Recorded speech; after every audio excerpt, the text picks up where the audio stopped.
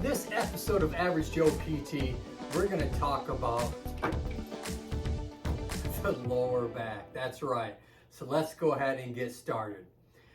Now, in the past episodes, I've talked about lower back. Where is the pain coming from? What treatments can you do? This specifically, we're going to talk about this episode is arthritis. Arthritis comes on really early in the lower back, much earlier than people think. So stay tuned. I'm going to give you 3 different parts of the lower back that actually causes a lot of your pain, and it's truly just coming from some wear and tear and some arthritis. So let's go ahead and get started. Number one is this joint right off to the side here, and this is called your facet joint. Now this joint I've talked about before. This joint is very important because it really matches up and mates with these other joints as we go up the spine. Each one of these little bones here is a vertebrae. This I'm touching the spinous processes. So right down here is the most important one, which gives a lot of people pain, including myself. That's L5S1. L5 is, L is the lumbar, 5th vertebrae. It's the last one before we get to S1, which is S stands for sacrum, or S1 vertebrae here, which this is fused bones all in one spot. Kind of a weird triangular shape. And it's got the little tail on the end that you can break called the coccyx. And don't ever want to do that. That's a whole other episode. But this joint right here that we're talking about right now that's your facet joint. And as you can see, they glide. And they glide like this on one another, all the way up through, side to side, and then a little rotation.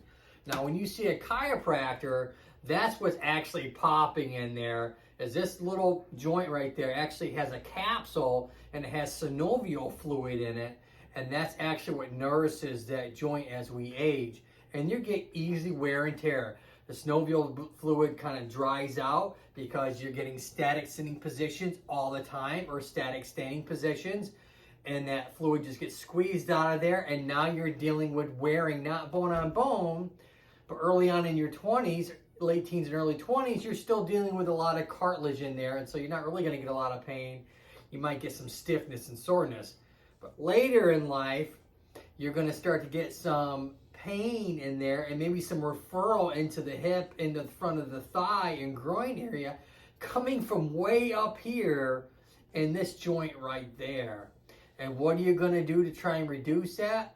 3 things. The 3 things I talk about all the time. Number 1, the first 72 hours, you want to ice. Anti-inflammatories, making sure that you don't have any GI or stomach issues that can bother you.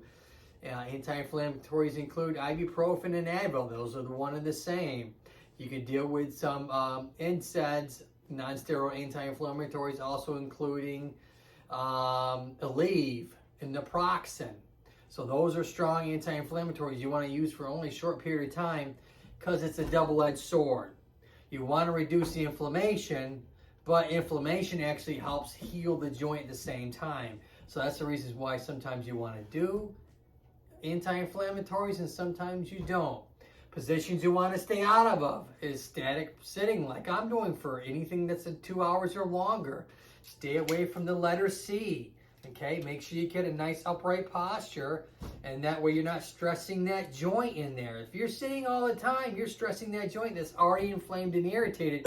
Guess what it's going to do? It's going to give you more pain. So ice, anti-inflammatories, and the big one, number 3, is staying out of those positions. Get up and walk around as much as you possibly can. So those are 3 treatments for an acute inflammatory phase within the first 3 days of like arthritis type inflamed pain.